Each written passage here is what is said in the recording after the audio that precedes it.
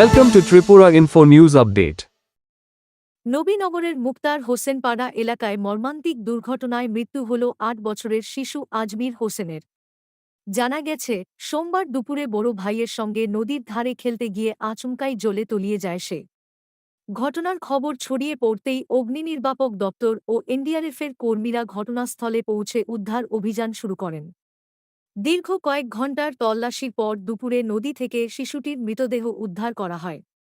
ঘটনার খবর পেয়ে ঘটনাস্থলে পৌঁছান এলাকার বিধায়ক সুশান্ত দেব।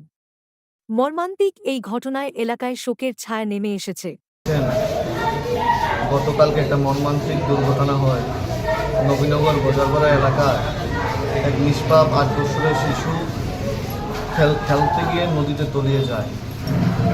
কালকেও সারা রাত্র প্রায় উদ্ধার কাজ হয়েছে, আজকে ভোরবেলা থেকে উদ্ধার কাজ হয়েছে। কিছুক্ষণ আগে নিষ্পাপ শিশুটার মৃতদেহ উদ্ধার হয়।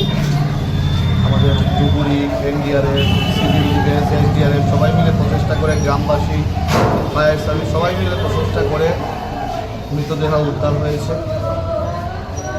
নিষ্পাপ শিশুটার জন্য আমরা সবাই অত্যন্ত মর্মাহত, বেদনাদায়ক ঘটনা। এখানে প্রেস বাইট দেওয়ার মতো কোনো বিষয় নেই, কারণ আমরা একটা আগামী প্রজন্মকে হারিয়েছি। আমরা এলাকাবাসীর সঙ্গে কথা বলেছি, এই পরিবারটার পাশে থাকার চেষ্টা করছি, এই কঠিন পরিস্থিতিতে সাহস জোগানোর চেষ্টা করছি আমরা সবাই মিলে। আমরা চাইব আমাদের প্রত্যেকটা পরিবার যেন আমরা সচেতন থাকি, বাচ্চাদের খেলাধুলা যে কোনো বিষয় যেন আমরা সচেতনভাবে যেন করে এই নদীর পাড়ে গিয়ে খেলাধুলা করাটা, এটাও কিন্তু একটা অসচেতনতার শিকার হয়ে কিন্তু বাচ্চাদের আজকে আমরা হারিয়েছি।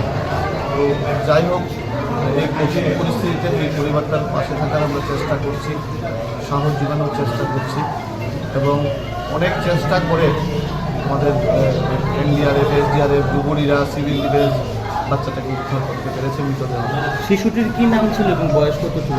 শিশুটার বয়স ৮ বৎসর, বাড়ি নবীনগর বাজারপাড়াতে। কালকে আনুমানিক ৩-৪ বড় ভাইয়ের সঙ্গে খেলতে গিয়ে, বড় ভাইও ছোট, ওর বয়স বেশি না, খেলতে গিয়ে নদীতে তলিয়ে যায়। নাম কি ছিল?